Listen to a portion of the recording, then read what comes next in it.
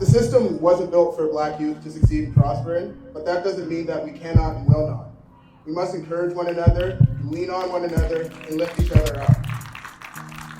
We have the power to create our own systems to educate, promote, and empower ourselves, much like the Teens Now Talk magazine and this rally here today.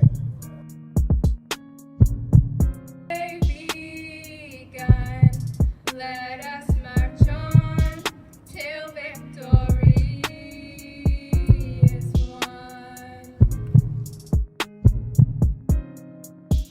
Teenage dawn, kisuk jeliga halu silk.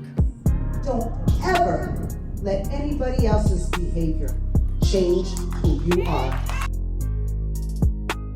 Know who you are and where you come from.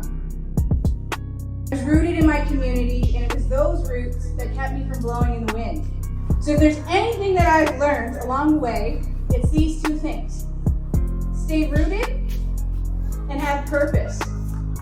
I knew who I was, and I knew where I came from. A strong, intelligent, resilient, inventive people.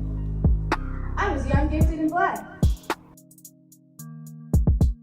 Lauren Perry, who's going to actually share with you a different perspective, but yet the same perspective. And it's amazing how you have so many individuals, Black, brown, and allies, all in the same room, and all have the same pain. I tell people all the time that the ones we should be preaching to are not standing here. The ones who need to hear what we have to say, 9 times out of 10, are not standing here. Allyship. Just listen and act. Don't listen and walk away.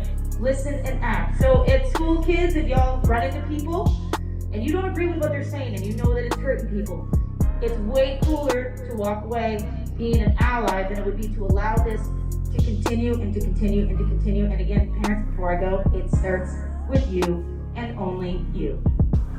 Growing up Black in Nova Scotia is just like growing up Black anywhere.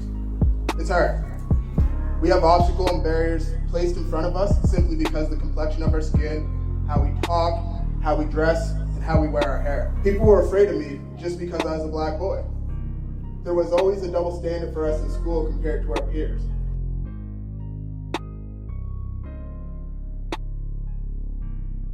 Despite the systemic racism in our education systems, we can still reach our goals and be successful.